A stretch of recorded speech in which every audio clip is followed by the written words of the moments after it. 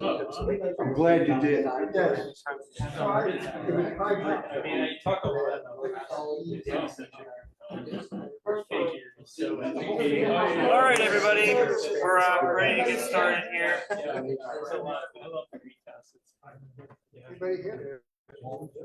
You are. I guess I'm gonna be in front of you. I got a shiny head. He's got on two sides. All right, so good evening, everybody. Thank you for coming out tonight. So joining us tonight is David Alff, who just published a book on the Northeast Corridor, pretty scholarly work, if I say so myself. David, you came all the way from what, Buffalo to be with us today? That's right. Yeah, so David came all the way from Buffalo. He shuffled off from Buffalo to be here today. But we're really happy to have you here. We got a bunch of people online are happy to have you here, and we're excited to hear your presentation. So come on up. Just to advance the slide, just hit the forward arrow, and you should be good to go. Okay, great. Thank you so much, Richard, for the opportunity and all of the tech setup. Thank you, everybody, for who's logging in, everybody who's come out tonight. I understand the society has had a pretty heavy diet of corridor content in recent years, so I appreciate your patience and willing to give another hour to this line. I'm going to talk for about an hour with slides and then open things up to your questions and general discussion. As Richard mentioned, I woke up yesterday in Buffalo, where I left my house at 3 a.m. to walk down the Buffalo Exchange Street station to catch the 418 Empire service. I got off at Croton Harmon, and then I got off in Harlem, and then I got off at South Norwalk, and I took the train up to Danbury, where I gave a talk on the New Haven Railroad at the Danbury Railway Museum. After that talk was over, I got back on a Danbury local, changed to South Norwalk, and then into Grand Central at about 1 in the morning, where I finally got to go to bed, and then woke up today to come out on Morrison Essex here to Convent, and then I'll go back tonight, and then back to Buffalo the next day. I live in Buffalo, but these kind of crazy junkets are familiar to me because I grew up in the Northeast, specifically outside Philadelphia. Some of my earliest memories from the early 1980s were of going out to Croydon, which is a town in Bensalem in Lower Bucks County, and watching whatever trains rushed past in that moment. I think I was 1 or 2 at the time, maybe 3, and I still remember SEPTA Silverliners pulsing past. Some of them still had the label scar logos of the Reading and Penn Central, the previous operators. I remember AEM 7s. Nothing could seem newer than an AEM 7 to me in 1984. So Swedish and weird, Cassava and Transformer, towing those endless columns of Amfleet coaches. I learned a lot about these trains and others from my grandfather, Richard Delaney, who lived in the Bronx, who was a prolific rail fan and also the son-in-law of a Long Island Railroad engineer, my great-grandfather. My 9-year-old daughter, Mira, has inherited our family's fascination with trains. It's just in her blood. Mira knows which whistles go with freight and which belong to Amtrak. She knows that the whistle of the Toronto-bound Maple Leaf means that her school will be getting out in a few minutes. Like me, Mira's happy to pack a lunch and a notepad and spend a day on the platform. In our case, this is Depew. Unlike me, Mira has a perfect knack for... Oh, nothing's advancing. Let me make sure.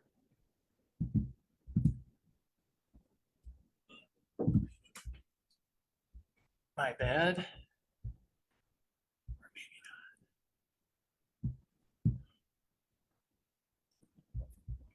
Let me take a look. All right, sure. Please stand by. Technical. Okay.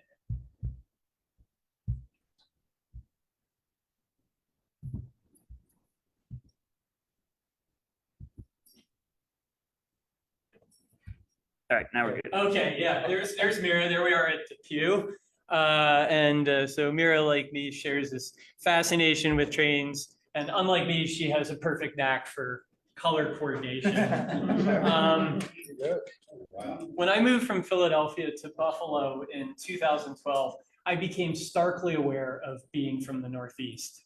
I felt it in my patterns of speech, my pace walking on sidewalks, my allergy to driving. And I realized that a big part of what I missed about home were its trains. Buffalo has a lot of trains, but I missed the specific trains of the Northeast. And there were so many of them that I rode, there were so many that I saw at Croydon, and there were so many that I heard from the apartment I lived for 10 years in downtown Philly. I missed the sizzle of catenary. I missed the fake oak interiors of New Jersey Transit coaches. I missed the coming and going and that feeling of being looped into something so much bigger than my home. I missed the look of 30th Street Station in winter sunlight, and I missed the smell of Trenton's track bed after spring rain. And so I wrote a book in the depths of the pandemic when I wasn't really moving anywhere or communicating with many people. I wrote a book about the railroad and the region that it built. The Northeast Corridor is the busiest and fastest intercity passenger rail line in North America. Corridor trains carry some 800,000 riders each day, a head count greater than the populations of Seattle, Denver, and San Francisco. Trains deliver those people to hundreds of thousands of jobs, including a third of Fortune 100 firms, 263 colleges within 5 miles of a station, and over 30% of civilization's most visited museums. The line links one of the world's most powerful financial centers to its most consequential political capital. Economists estimate that if somebody were to shut down the line for a single day, it would cause about $100 million. It would cost about $100 million in lost labor to gridlock. The line enables 17% of the country's population to live on just 1.4% of its land. The corridor is a gift from history, a tool for survival, and as Drexel University President John Fry testified before Congress, it is America's greatest transportation asset. So great is this asset that corridor has become synonymous with the region. People do not simply ride the corridor, but they live there too. Once home to tens of thousands of Algonquins, this coastal band between Virginia and Massachusetts became a beachhead for colonial conquest, a test bed for the Industrial Revolution, and a font of global policy. Like Rust Belt, Deep South, Silicon Valley, and Appalachia, corridor has become shorthand for what many people think of as the region's defining characteristics. Its brisk pace of life, its racial and ethnic diversity, its comparative affluence, and to some minds, not my mind, its coastal elitism. As I show in my book, that's barely half the story. As any passenger can tell you, the corridor races through forests and along shorelines, past weedy lots and chemical plants, through villages and cities and marsh and colonial ports and a whole lot else.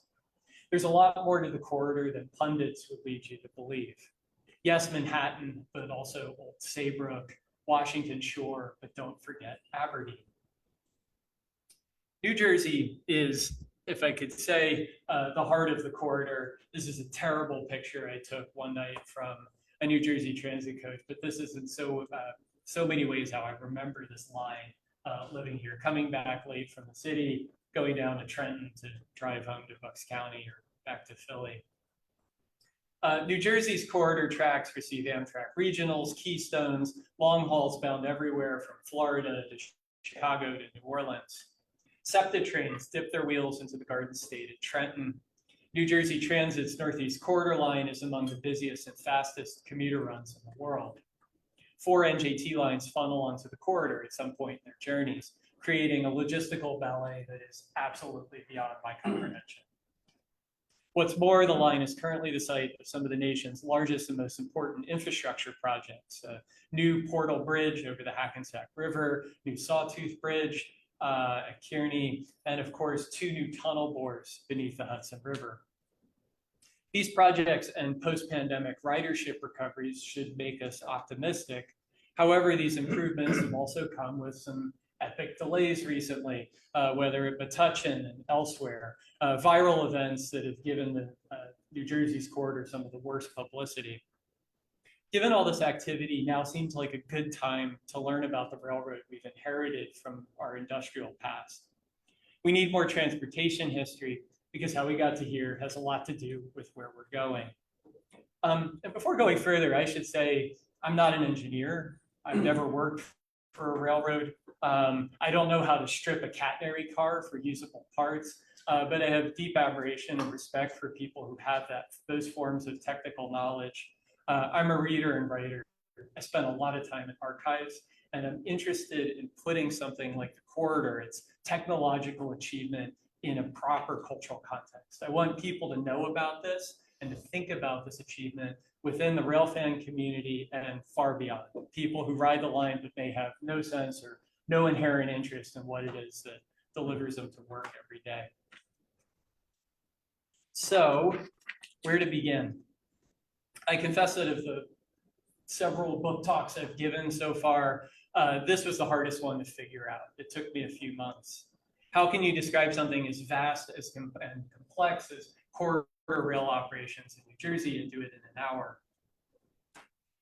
Rather than deliver a front to back chronological story, which I think would be too long and probably at some point too boring, I thought what would make more sense is to address a few important sites in corridor history. Some of these places like Elizabeth and Princeton Junction sit along the line today. Others like Heightstown are no longer part of the main line, but were vital to its development. So, part one, Hoboken. America's first great rail pioneer predated the United States. Born in 1749 in Manhattan, John Stevens III would earn the rank of colonel in George Washington's army. After the Revolution, Stevens bought a bucolic headland on the Jersey banks of the Hudson River that is today part of Hoboken.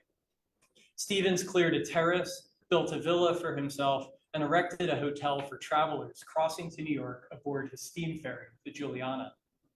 Stevens planted gardens and groves. He led tours through a grotto gurgling with magnesium-infused spring water. Manhattanites could see his pleasure grounds from across the water, and they visited by the boatful. In 1825, Stevens gave his amusement park its newest wonder, a mechanical road. Workers laid an oval of logs 600 feet in circumference. To this corduroy, they nailed 2 iron-plated wooden bars and between them a toothed rack. On these bars rested a platform that held benches, a cast iron boiler, and a whiskey barrel filled with water that the boiler turned to steam. At Stevens' command, the boiler released a wraith of pitchy smoke, the pinion gripped the rack, the platform inched forward. The machine built speed slowly, percussively, until it orbited the lawn at a top speed of 6 miles an hour. Stevens believed that water vapor would propel a new age of commerce. His contemporaries were unimpressed. While Americans used steam to drive boats, drain copper mines, saw timber, and grind plaster of Paris, none had figured out how to rig boilers to a land vehicle. When Stevens invited the faculty of Columbia College to test drive his wagon, only 2 professors came. Railroads themselves at this point were nothing new. Greek soldiers grooved a limestone cartway through the Isthmus of Corinth 600 years before Christ walked the earth. By 1784, the Scottish inventor James Watt had patented a coal-fired engine, and 20 years later, Richard Trevithick, another British engineer, built a locomotive strong enough to pull a train of wagons. Americans were slow to join Britain's rail revolution because they were enamored with another technology, canals. New York famously took advantage of its Hudson estuary and flat westward topography to dredge a waterway between Troy and Buffalo, thereby linking Lake Erie to the Atlantic Ocean. The cross-state ditch proved a coup for Manhattan merchants, who became the country's transshipment kings. But it didn't have to go this way, or so thought Stevens, who claimed in 1812 that canals were already obsolete. He presented New York Governor DeWitt Clinton with a proposal: put down your shovels, lay rails instead. Rejected by commissioners who thought the plan was ridiculous, Stevens decided to take his case to the people, and he published this pamphlet, documents tending to prove the superior advantages of railways and steam carriages over canal navigations. Among their superior advantages, railways did not need a fresh water source like canals did. They could operate in winter months when canal beds froze. Trains, which Stevens didn't call trains, he called them suits of carriage, could run continuously without pausing at every lock.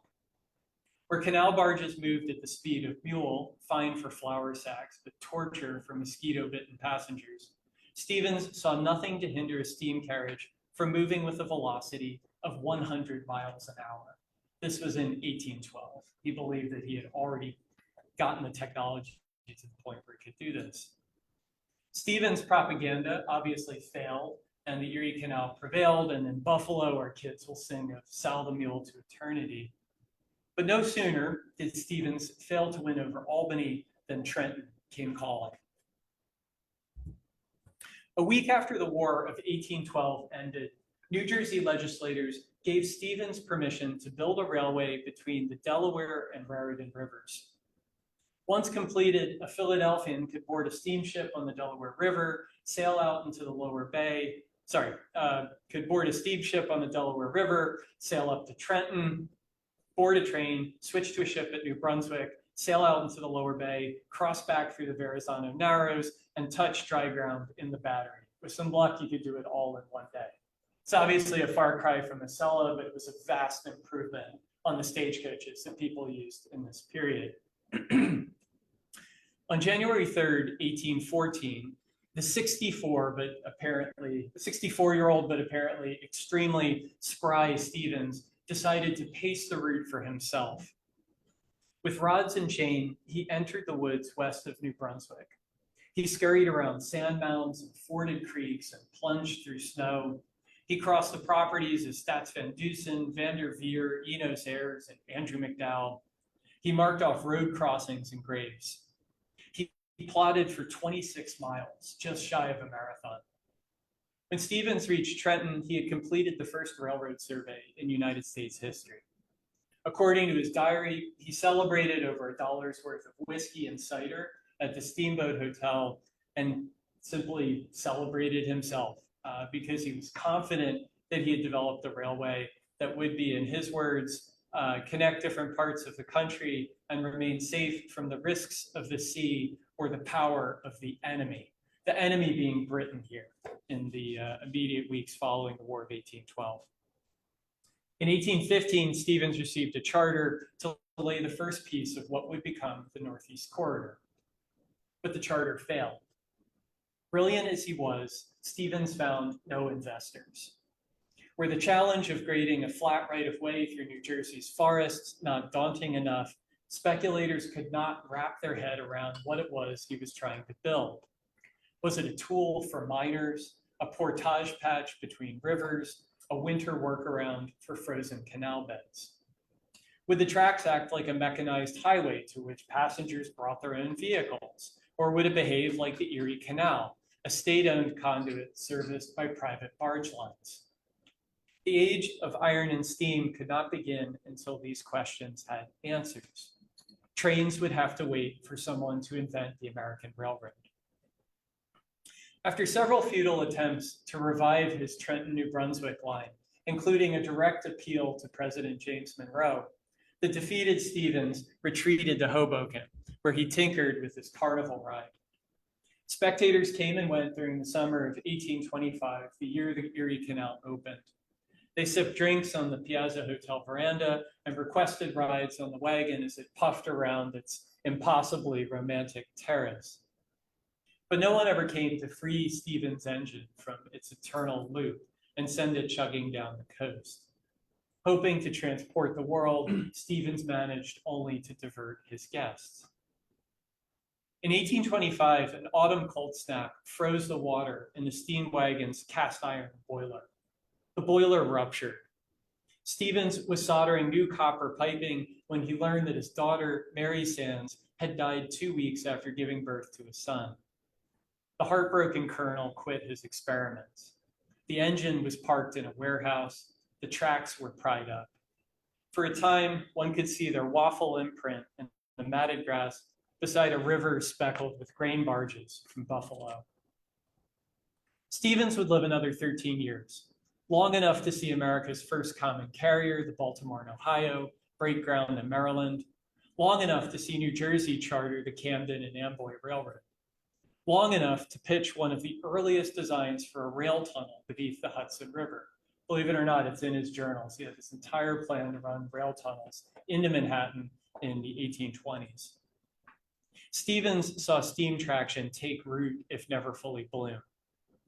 He was long dead when an executive for the Pennsylvania Railroad proclaimed his 1812 anti-canal tract the birth certificate of all railroads in the United States. Part 2.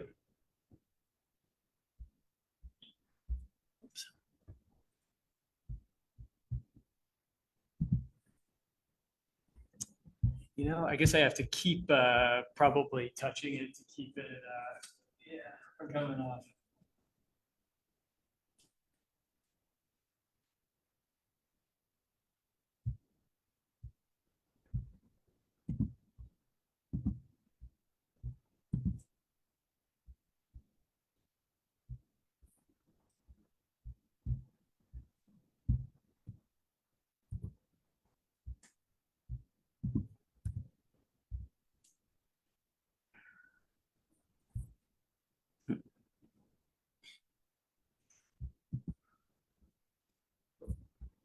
Hold on just a second here. Thank you.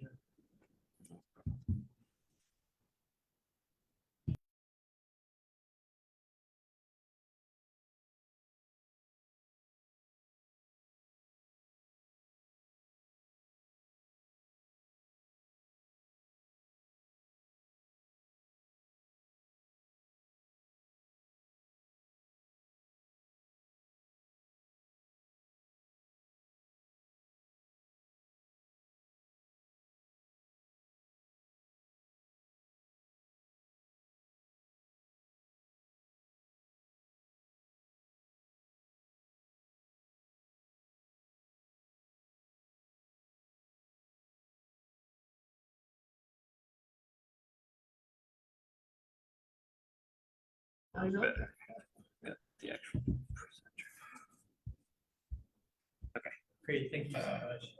Okay, so into the age of rails. 18 years after John Stevens' charter elapsed, his son Robert presided over a new company that laid what one writer called an almost mathematically straight line from Raritan Bay to the Delaware River.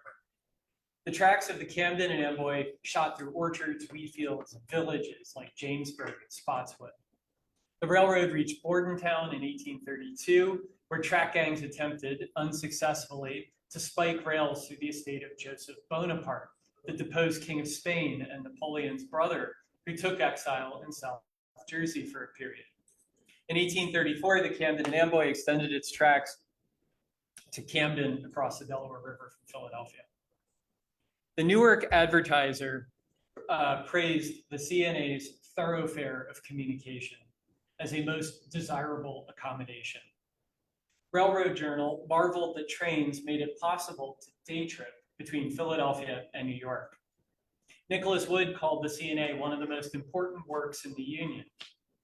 After decades of riding stagecoaches over rutted, bouldered, muddy roads, Northeasterners now glided between the seaboard's two biggest cities on iron beams. These beams were spiked to sleeper stones, either cemented from gravel or in some cases, hacked from marble by Sing Sing chain gangs. With its exploding ridership and exclusive charter, the CNA soon overpowered the lawmakers who created it. Stevens Railroad greased its monopoly with bribes, kickbacks, and patronage promises. Candidates who defied the railroad vanished from nomination tickets, replaced by friendly shareholders. The CNA monopoly especially incensed citizens in Elizabeth, Newark, and Jersey City, upstate industrial centers that still lacked tracks. To redress this rail desert, state officials chartered the New Jersey Railroad. Fearful of offending the CNA, legislators specified that the NJRR would run only from New Brunswick to a point no more than 50 feet above the high water mark of the Hudson River. Where the CNA plowed through New Jersey, the NJRR had to scrape together its right-of-way from buying up old turnpike charters. Between Newark and Elizabeth, the NJRR sprinkled ballast atop the Essex and Middlesex Turnpike, which had once been part of a colonial King's Highway, and before that, a Dutch fur traders trail, and before that, part of the indigenous Lenape's Assunpink trail system. Beyond Newark, the NJRR's tracks extended over the dregs of a glacial lake. The sculching meadowlands were, of course, no easy place to build a railroad. Winter littered the wash plain with clods of frozen mud. Spring floods refilled the Pleistocene lake bed. Summer bred mosquitoes. Engineers watched embankments sink out of sight into the bottomless loam as track gangs sickened with malaria. In the same flats where 17th century Dutch settlers had once harvested salt hay, German immigrants now slotted through mile upon mile of root-matted muck. After taming the Meadowlands, NJR engineers ran headlong into the basaltic wall of Bergen Hill. The mushy landscape grew implacably hard as crews pickaxed and dynamited their way through a mile of solid rock. When the line opened in 1838, passengers departing Jersey City marveled at the artificial ravine. British travel writer Alexander Mackay claimed it in every way more formidable than the celebrated cutting on the Birmingham line. The icicles that clung to Bergen Hill's rock reminded Scottish geologist Charles Lyell of huge stalactites pendant from the roofs of limestone caves in Europe. All this chipping and blasting and filling prepared New Jersey for the age of steam, which dawned when a crate of machine parts arrived at the Hoboken shops of Isaac Drips. Born in Belfast, Drips had tinkered with engines since he went to work for a steamboat manufacturer at the age of 16. By 23, Drips was the CNA's master mechanic, a kind of intuitive genius who could jigsaw a package of parts into a functioning locomotive. Initially dubbed the Stevens after Robert, the engine achieved immortality under the more British-sounding name John Bull. The John Bull was the fastest, most sophisticated locomotive that Americans had ever seen. It reached 40 miles an hour and lasted 45 years in service. In 1981, the Smithsonian celebrated the John Bull sesquicentennial by firing up its boiler and taking it for a joyride around Washington. It still worked. Passenger accommodations at this time kept pace with locomotive technology. Stagecoach-style berths gave way to rectangular coaches. The drab flicker of sperm whale candles yielded to gas fixtures. NJR conductors tended onboard stoves that warmed passengers in winter. The CNA, meanwhile, advertised gentlemanly and attentive agents, comfortable fires, spacious cars, and a good cup of coffee. The railroad reserved coaches for women separately, under the logic that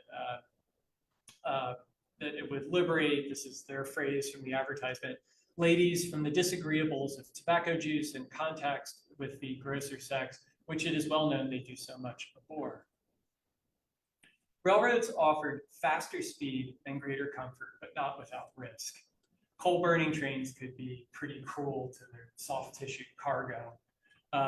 Riders in this period could stick their heads out windows and get decapitated on bridge posts. There was the phenomenon of snakeheads where strap iron rails could peel off under the weight of a train and plunge through the coach floor. The era's most fatal accident occurred on November 8, 1833. The touring Irish actor Tyrone Power recalled the day's events in his memoirs. Power woke in his Manhattan hotel room to a warm sun and boarded the ferry to Amboy. From the port, his train accelerated over what he called a dreary, barren-looking country, brightened by little apples destined chiefly for the cider press. Passengers spent the time trying to calculate the speed of the train by looking at mile markers and counting off the seconds. One of Power's seatmates deduced a velocity of 20 miles an hour. A few coaches back, former President John Quincy Adams, returning to Washington as a congressman for Massachusetts' 11th district, clocked another segment at 38 miles an hour. Eyes darted between windows and pocket watches when someone cried, "Stop the engine." The train shuddered. Power looked out his window. The carriage behind him had exploded into a tangle of wood, metal, and flesh. One man was dead and another dying, and 5 others had fractures, more or less serious, a couple of ladies dreadfully wounded, the children of one of them, 2 little girls with broken legs. Among the injured was a 29-year-old Staten Islander named Cornelius Vanderbilt, who broke his leg, punctured a lung, swore he would never ride a train again, but obviously kept at it until he became president of the New York Central Railroad. Representative John Quincy Adams took charge. The congressman, 64 years old, all but bald, his remaining whiskers melded into a kind of mutton chop, ordered a coroner's request. The scene of sufferance was excruciating, he wrote in his diary that night. Men, women, and children scattered along the road, bleeding, mangled, groaning, writhing in torture. The most dreadful catastrophe my eyes have ever beheld. The culprit, it turned out, was an undergreased carriage axle, which ground against its wheel until it glowed red and fractured. The axle's bearing rested within a compartment or journal box stuffed with oily rags. For some reason, the journal failed to lubricate the axle, a malfunction known as hotboxing. The grind of shaft on plate ignited the undercarriage, snapping the rod, derailing the train, and killing 2 people, the first train wreck in US history to claim life. This was the same phenomenon that led to the wreck of the Pennsylvania Railroad's Congressional Limited in 1943 in Kensington. The wreck occurred west of Spotswood, but entered history as the Hightstown rail accident, after the next stop where the train awaited the coroner. After discharging its dead and wounded passengers and detaching the damaged carriage, the train proceeded on toward Bordentown. Pieces of the line survive today as Conrail shared assets, Hightstown Industrial Tract, but not in Hightstown itself, where Railroad Avenue is the only thing that recalls the first iron thoroughfare between the country's 2 biggest cities. Beside Railroad Avenue is a wooden sandbox of sorts, lined with marble chips and 22 iron oxide cubes that once cradled the CNA's rails.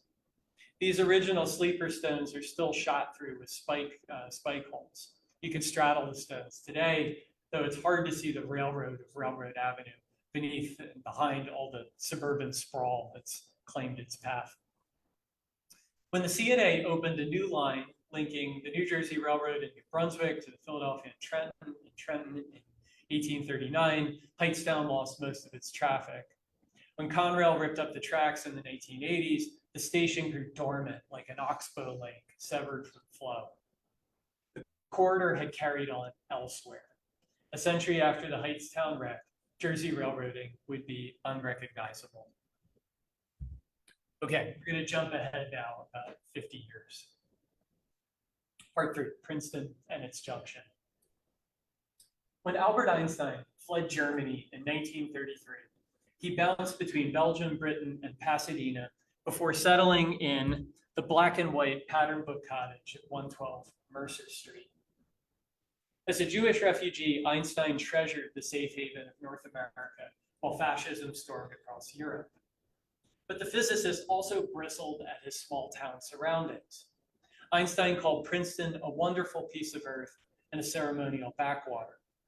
On sunnier days, it reminded him of an unsmoked pipe, so fresh, so young, and a budding center for natural inquiry.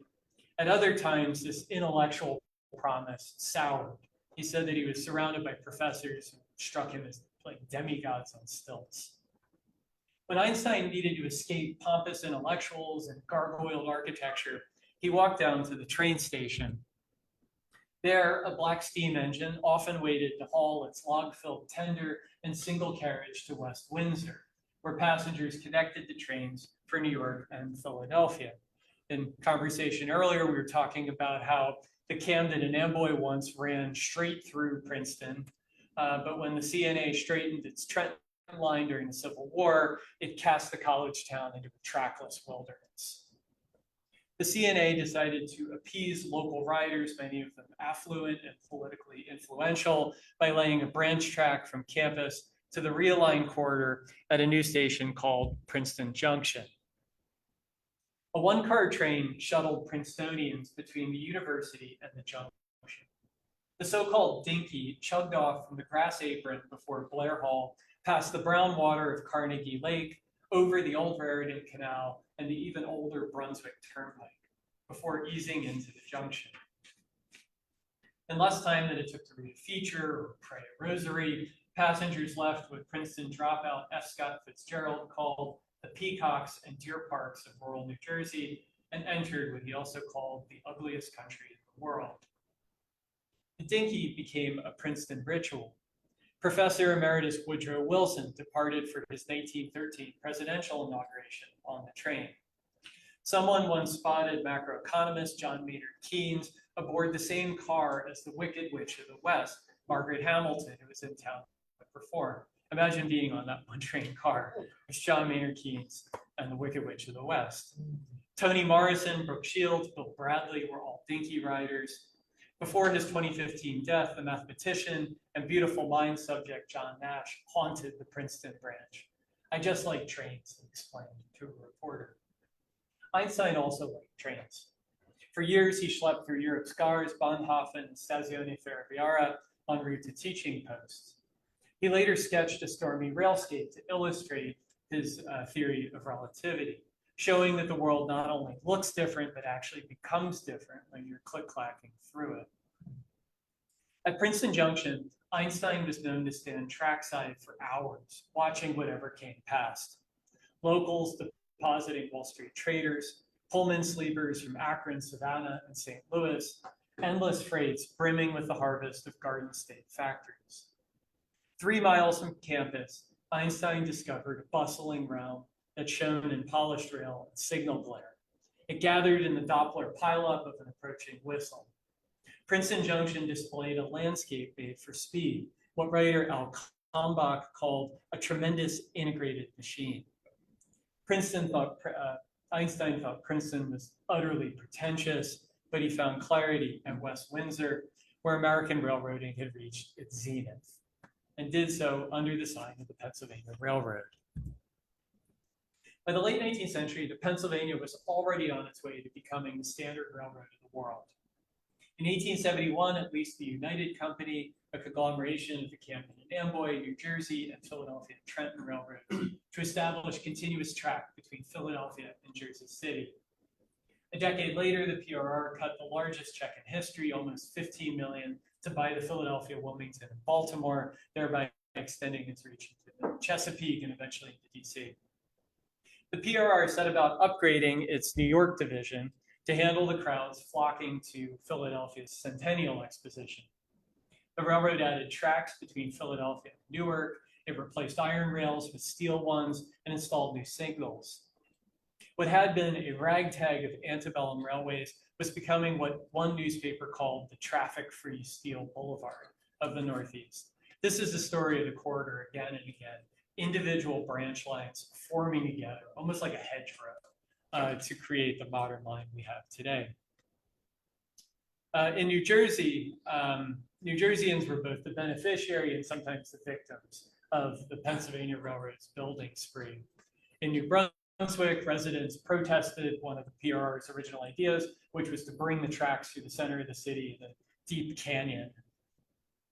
When executives tried to build a viaduct instead, neighbors protested to make sure that Townsend Street still had an underpass beneath the line that still exists today.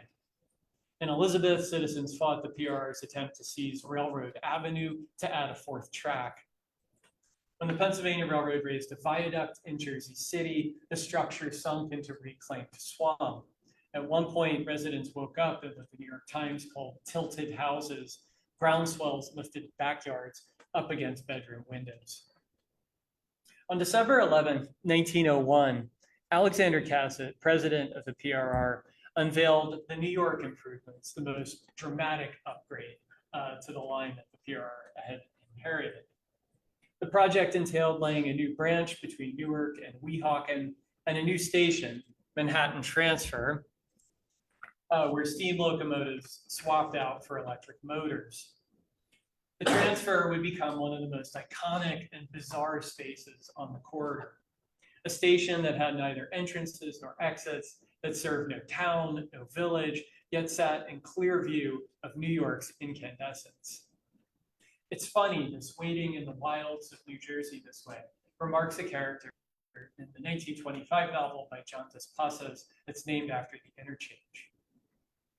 In 1928, the railroad began electrifying its New York to Washington line, a project that rail historian Michael Basilla has called the largest capital improvement program undertaken by an American railroad up to that time, perhaps rivaled arguably by the New Haven's decision to electrify its line between Grand Central and New Haven decades earlier. This improvement entailed not only the stringing of high-tension catenary, but the reworking of topography to make way for the wires. The PRR raised a canal in Trenton, relined a tunnel in Baltimore, and built new stations in Newark, the current Penn Station, and Philadelphia, today's 30th Street Station. The electrification was all the more impressive, given that so much of it was undertaken during the Great Depression with funding from the Public Works Administration. The electrification in some ways functioned almost like a miniature Tennessee Valley Authority. It put people back to work. It created a lasting infrastructure achievement that millions of people have relied on ever since. For a time, New Jersey's corridor was among the foremost railroads in the world, but this world obviously would not last. Signs of impending decline appeared as early as the 1920s. PRR President William Wallace Atterbury announced electrification plans 1 week after Newark Airport opened. As you can see here, or maybe you can't see because the font's just too small, Times coverage of Atterbury's plan ran beside ads for the Rio Motor Car Company, Saucony Special Gasoline, and the Capitol Bus Terminal, which invited readers to see America from an armchair. So even at the moment of this great accomplishment, you could see these competing modes of transportation encroaching. After World War II, the rise of private automobiles, interstate highways, jet flight, and suburbia would pose a stiff challenge to the railroad. As the Pennsylvania struggled to keep pace with these forms of competition, its physical plant decayed, including along the Princeton branch. By the 1950s, an aging, elderly Albert Einstein still lived in Princeton. He'd spent 20 years sauntering through the Institute's dogwood groves with John Van Neumann and Robert Oppenheimer, 20 years of fruitless slogging toward a unified theory, which he never pulled off, 20 years, though, of watching the tracks, which he continued to enjoy. Einstein still boarded the Princeton shuttle a few blocks from his home, though its weather-worn coaches rattled on rough roadbed. Colonial homes mushroomed beside the right-of-way. Brunswick Pike bulged into Route 1, 4 lanes of diesel-smelling pavement festooned with car dealerships and motor lodges. The corridor was entering a new, less glittering age, an age in which people would begin to question how much Northeasterners still needed trains. Part 4, Elizabeth.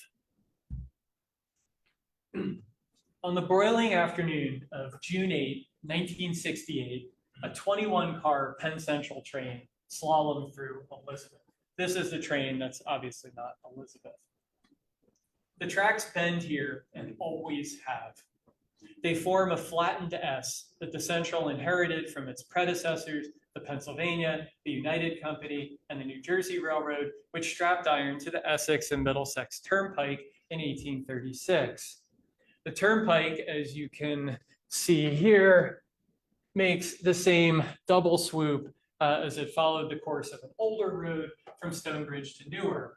So the modern corridor traces a colonial lane that jogged between apple orchards, kitchen gardens, a Presbyterian parsonage, and the Nag's Head Tavern.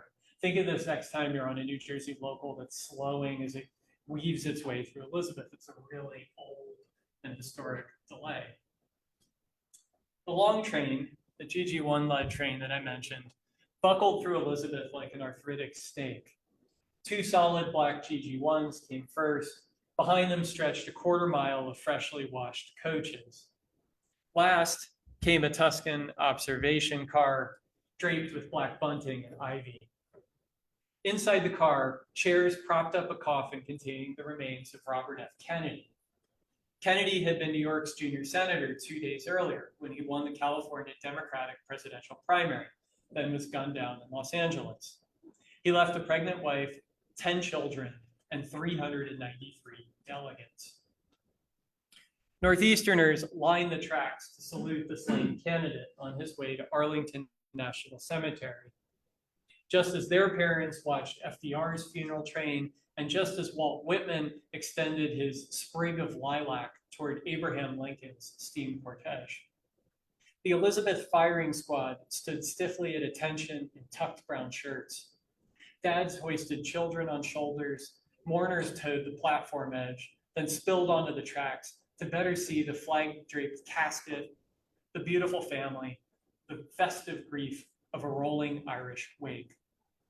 But no one saw the Admiral, an overnight from Chicago, lumbering north. The engineer of the Admiral tugged on his air horn whistle, but the S-curve concealed his approach. Helicopter blades swallowed the whistle blares. Elizabeth Mayor Thomas Dunn begged his citizens to get off the tracks when the Admiral's headlamp swung around the bend. They scrambled back to the platform, but not all at a time. Antoinette Severini flung her granddaughter to a stranger before falling under the engine wheels. John Curia grabbed her hand and was dragged under too. Police covered their bodies with blankets. The 3-year-old child went spinning like a top, but survived, and has actually talked about this event on a Facebook group a few years ago, which was a really strange thing to come across. No one told the Kennedys who were on board the train. The Penn Central canceled New York-bound corridor trains to prevent further tragedy upon tragedy. The funeral special rolled the rest of the way to Washington under 30 miles an hour. Scenery that normally streaked past in watercolors clicked into photographic clarity. A woman in a floral blouse at Princeton Junction, a Levittown man in camp shirt and Bermuda shorts, rosary-clad nuns in North Philadelphia, uniformed Little Leaguers in Baltimore, kids barefoot in Chesapeake honeysuckle. Images are absolutely amazing. Find them through any kind of Google search. They clutched homemade signs, pressed hands on hearts. They perched on car hoods and dangled off of coal hoppers, or just stood still, unsure what to do. Northeasterners brought their sorrow to the court. The line reflected their sadness.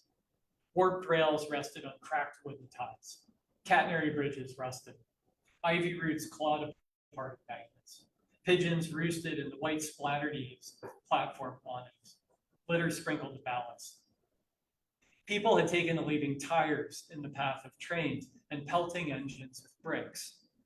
In 1971, the Penn Central replaced glass windows with Lexan polycarbonate, a thermoplastic that could withstand stonings and, according to the manufacturer, bullets. The New Haven installed metal grills on locomotive windshields, which some engineers took to calling ghetto grades.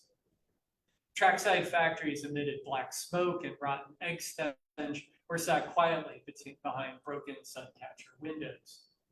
Miles of brick and stucco row homes filled out inner cities. On the corridor's rural fringes, family farms went to seed, devoured by recent forest growth, like vestiges of disappeared civilizations. As RFK's funeral train rumbled over an oil-soaked track bed, it struck one onlooker as, quote, the train to the end of an era. There is the decay of the center and the despoiling of the suburbs. President Lyndon Johnson told the University of Michigan's graduating class a few years earlier in 1964, there's not enough housing for our people or transportation for our traffic. Open land is vanishing and old landmarks are violated, he continued. And yet Johnson proclaimed in another speech at Ohio University that we will build a great society, a society where no child will go unfed and no youngster will go unschooled, where no man who wants work will fail to find it, where no citizen will be barred from any door because of his birthplace or his color or his church.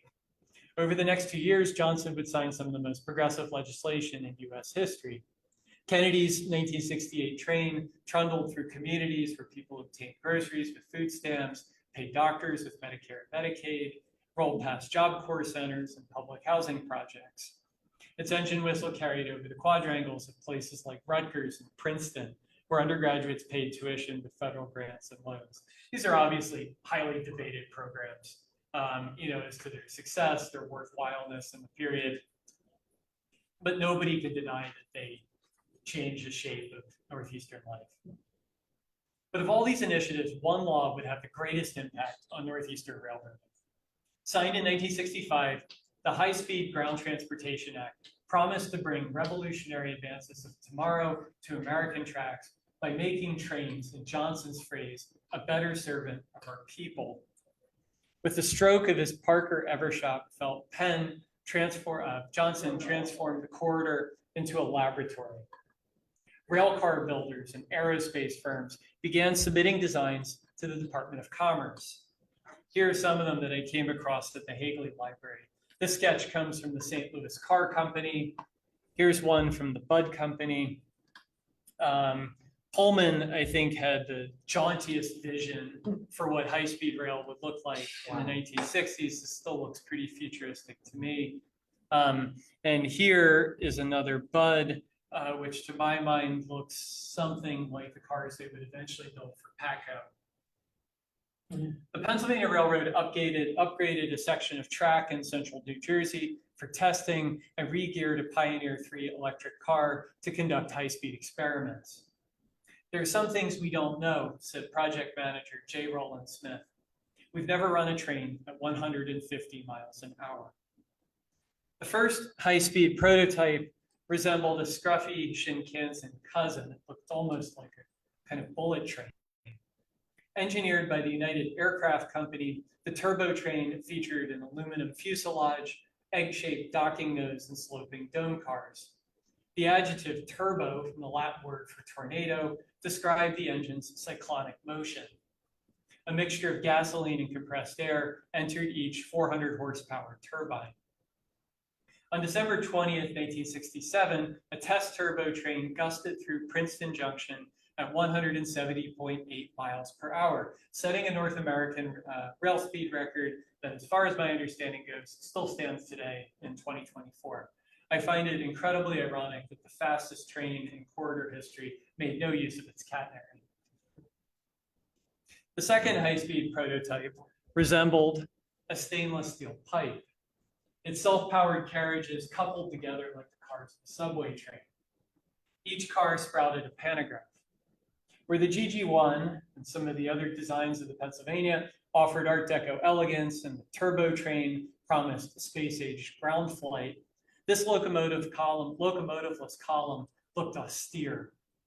The Pennsylvania hired marketing icon Al Paul Lefton to devise a suitably postmodern brand.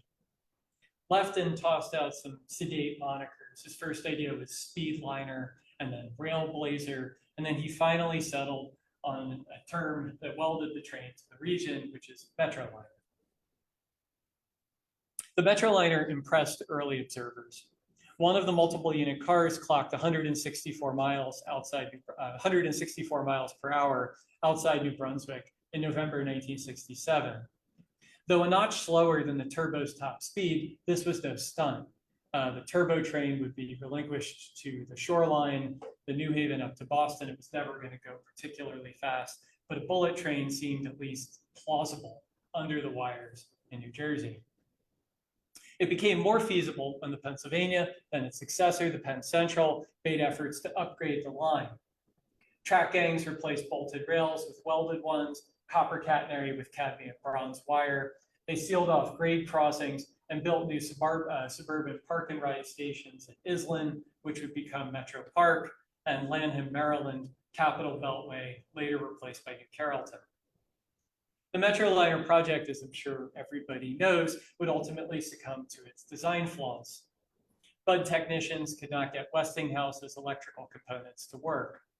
Air compressor coils rattled. Coaches wobbled on turns. Metroliners drew so much current from the New Deal era catenary that they shorted out substations like appliances overloading a circuit. The carriages rose and fell on the track bed like merry-go-round horses. Metroliners sometimes vacuumed up ballast stones and on at least one occasion sucked windows out of an adjacent train. As testing schedules lapsed, engineers and officials pointed fingers at one another.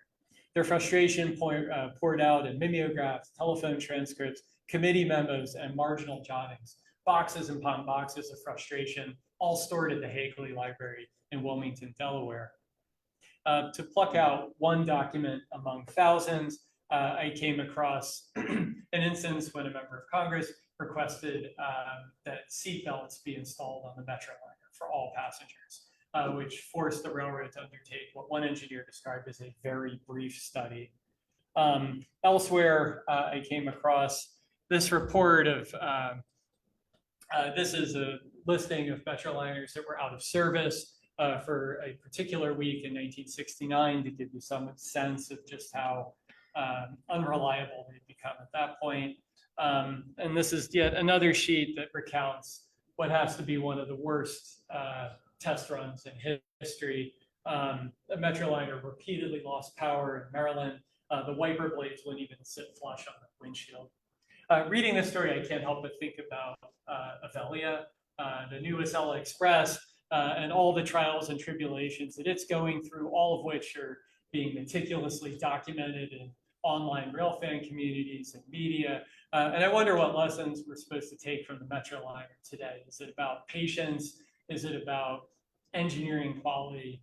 What can we learn from this particular history? Many people would say that the real problem has always been the right of way. Where Japan's bullet train and later France's TGV would enjoy dedicated track, the Pennsylvania Penn Central tried to make the Metroliner work on a rehabbed corridor. The line would not receive more thorough renovations until the 1970s and 1980s under the National Rail Passenger Corporation, Amtrak, and under the auspices of the Northeast Corridor Improvement Program. This is a multi-billion-dollar initiative signed into law by Gerald Ford, and its enhancements included new stations, new bridges, fresh coats of paint for rusting bridges, and a concerted effort to clear the right of way of underbrush, abandoned cars, appliances, and garbage. Amtrak would also acquire new motive power prior to and during the improvement program. First, the E60 locomotive, a kind of souped up freight engine, and then the much more successful AM7, which would prowl the line for decades to come. And as some of you know, the Danbury Railway Museum saved AM7 917 from the scrapper and brought it into its collections in the last week. And last night I had the opportunity to stand inside the cab and see it from that perspective. 2000 would see the advent of the age of Acela, Amtrak's premium train, which today reaches its top speed of 150 miles per hour at Princeton Junction and a few points in Rhode Island, Massachusetts. This speed, 150 miles an hour, can't compete with the fastest trains in China, Japan, Spain, Germany, and France, but it's pretty remarkable given the corridor's twisting, turning track bed, given all of these historical anomalies like Elizabeth's S-curves. Furthermore, between Delaware, the Delaware River and Manhattan, Acela weaves through a parade of slower Amtrak regionals, commuter runs by NJT, SEPTA, Long Island Railroad in the tunnel.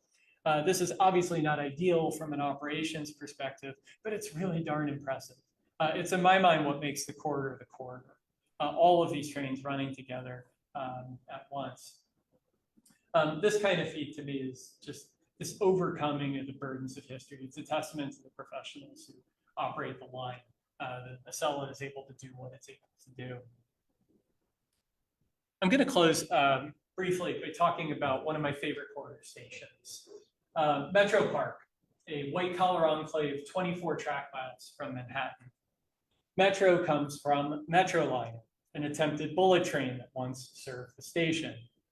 Park means office park, a collection of jigsawed ponds and mulch islands and solar atria hoisting the flags of Fortune 500 capital.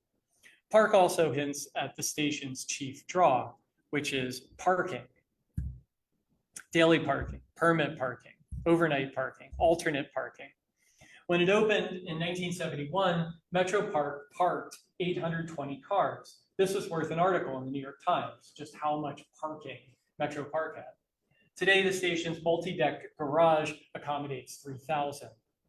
So convenient is Metro Park's parking that some Staten Islanders drive over the outer bridge to use it, crossing state lines essentially to commute from one borough to another.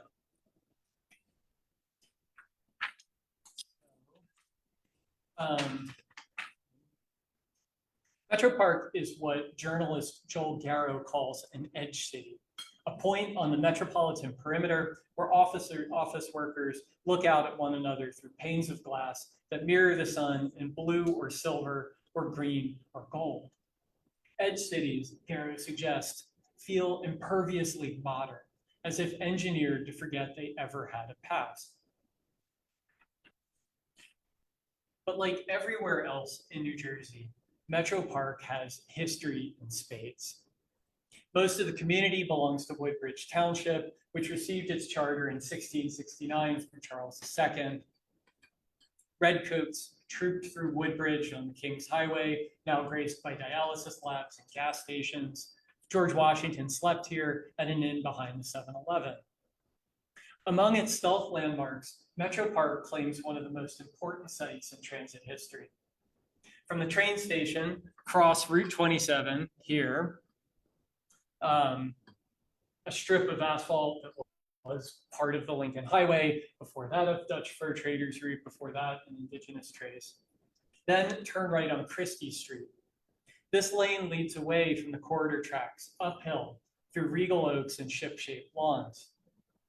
At Middlesex Avenue, a bed of marigolds and morning glories surrounds a wooden sign. This sign reports that in May 1880, on this precise patch of suburban earth, Thomas Edison released 75 amps of direct current through his experimental electric railway. The tracks ran 3 miles from Christie Street to Pumptown, a streamside shack at what is today the 15th hole of the Metuchen Golf and Country Club. The railway received power through wires affixed to steam generators inside Edison's lab. The motor, a cross between a lawnmower and a stairmaster, as you can see here, brushed current from the rails to its driving axle. It towed passengers aboard an awning car and a trolley car that workers facetiously nicknamed the Pullman. Edison liked to challenge his creation with sharp grades and hairpin turns. He built a splendidly pointless trestle. He packed the miniature train with riders and shrugged off wrecks with fits of laughter. Tourists learned about Edison's electromagnetic railway in the pages of Scientific American and New York Graphic, then made pilgrimages out to Menlo Park to try it themselves. One reporter said, described riding the train as like being in a bullet that had been fired from a gun. He wrote, "The riding was very enjoyable for the first 500 yards or so, when suddenly a most horrible curve was reached, round which the motor with its car attached spun at a rather uncomfortable gait." Less courageous visitors stood trackside. They watched this strange vehicle sweeping through Jersey's woods, while the Pennsylvania Railroad's locomotives belched coal plumes from the valley below. Thomas Edison closed his Menlo Park lab in 1887 to open a larger campus in West Orange. The woods reclaimed his electrical railway. Today, it's nearly impossible to trace the line. And I know because I tried.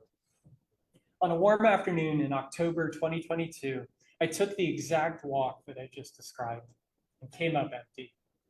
I saw no evidence of the electrical railway, except maybe a telltale gap between old growth trees, a sidewalk claiming the old track bed, an orphaned gully, and the historical placard on Christie Avenue explaining what once was.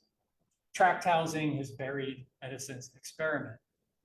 But still, I got to enjoy a beautiful fall afternoon. Crickets chirped, birds called, mowers droned, and the Garden State Parkway murmured in the distance. The oak leaves are just starting to brown, and down in the valley, every few minutes, I could hear an electric train clatter through Metro Park. I thought about John Stevens and Joseph Bonaparte, steam engines and alternating current, canals and metro liners. It's these objects and events that teach us about the corridor.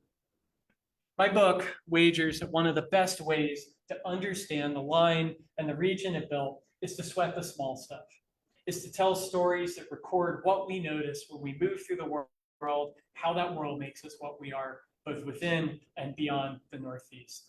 Thank you. Thank you.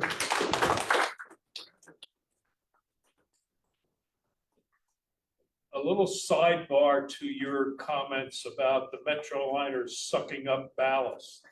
Yeah. The railroad actually put out an RFP for companies to supply them with a solution.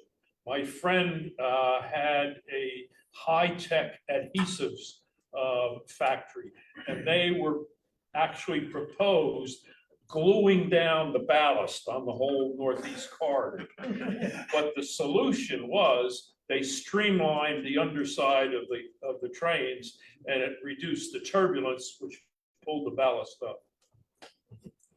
Anybody who's interested in Metroliner history, you could spend a year at the Hagley Library. I mean, there are just, miles of documentation where you can read the reports, the communications between the Clowder consulting firm, Bud Westinghouse, the government. You can see people who start off on a great project come to really despise each other over a few years. But no, thank you. Another comment, your picture of Thomas Edison's electric locomotive with a large diameter wheel and a small wheel. The wheels, the locomotive is gone, but the four wheels are out in front of their museum at West Orange. I looked at it several years ago, and they were corroded, cracked, rusted, terrible condition. So we emailed them and offered to help fund the restoration. And they said, oh no, we have the money and we're gonna do it.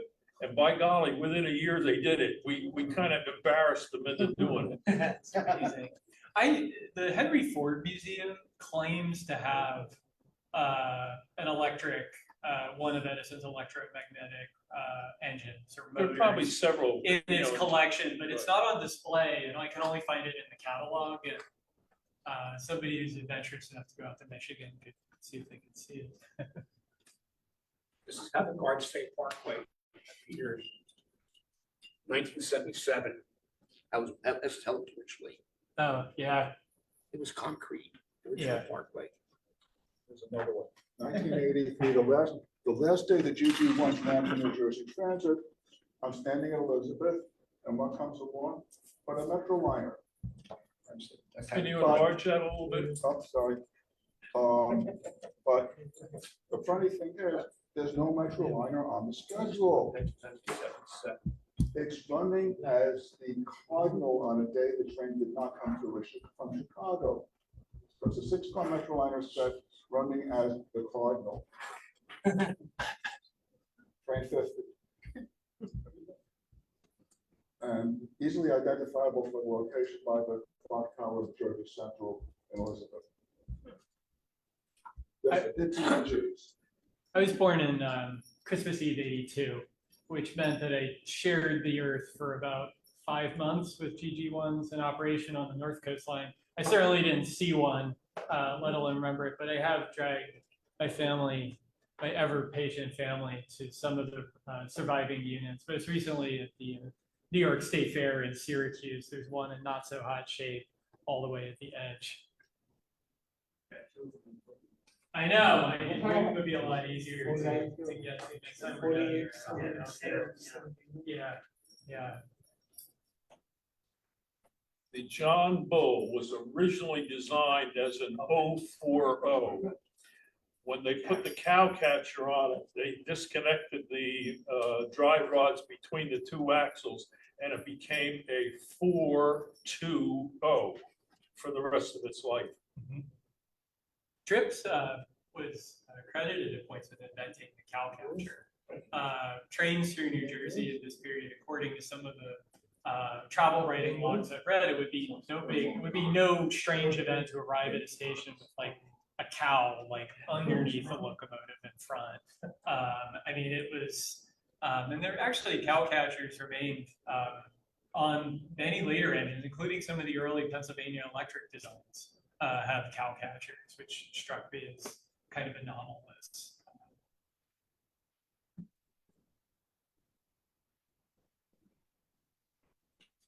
I'm not sure if I should try to look at these comments or. And then I didn't see any questions come in though.